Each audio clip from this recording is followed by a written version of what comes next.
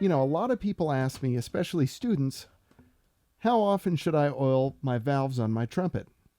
And, the best answer that I think I've ever heard was during a brass quintet job I was doing. And my friend Adrian, who's a really great French horn player and also horn maker, builder extraordinaire, he actually took this question from a young student in the audience. They said, how often should I oil my valves? And he said, it's really simple. You should oil your valves every day that you play, because you want to avoid metal on metal, because when metal touches metal, you get friction, and that causes wear. So these instruments are expensive. Even the ones that are less expensive, they still cost a good amount of money. So I think we owe it to ourselves and to our instruments to take good care of them. Hopefully we take care of the horn and the horn takes care of us, right?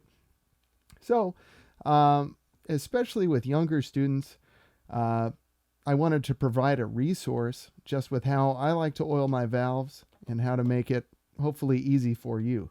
The first thing you want to do is make sure that you have a decent valve oil.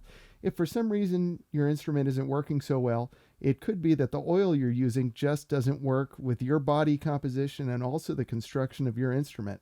I've had some instruments that are not picky at all, and then others that really require, a specific oil. The trumpet I'm playing today, which is a very beautiful Shires BLW, love this trumpet. It seems to like Monster oil. So that's what I'm using today, the Monster oil. But really, any good quality oil, if you use it regularly, your instrument should remain in pretty good condition. So what I like to do, this is my shortcut oiling trick. So I like to loosen all three of the tops here. Now, if any of these get stuck, and if you don't have a lot of experience with this, talk to your teacher, go to a repair shop. Don't get out the pliers, please. Okay. So the next thing I like to do is I just kind of pull them up and I let them sit just kind of on this little ledge here. So if you notice, I have the horn slightly angled. I don't know if you can see that. I don't want to angle it too much. If I hold it straight up and down, they'll start to fall back in.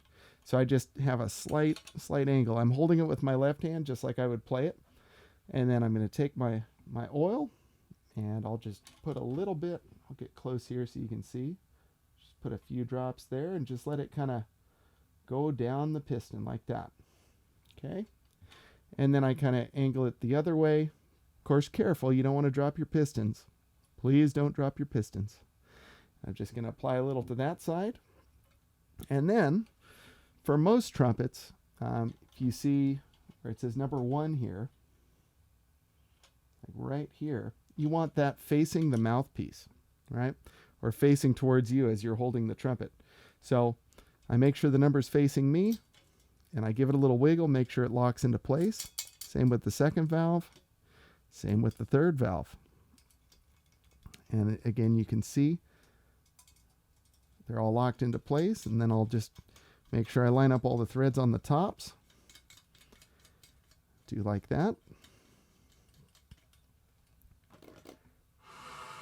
And then I'll give it just a little blow. Make sure that I got everything put back in place correctly. Now, I'm going to demonstrate what happens if you do it wrong. So this time, the number 3 is going to be facing the wrong direction. And you'll notice it's still locked into place because of the design of the valve guides. I mean, it doesn't feel quite right, and I know that, but if you're just starting out, you may not notice this. So now I'm going to go to play. Nothing comes out. You can see. So the trick is I press down each valve until the air comes out.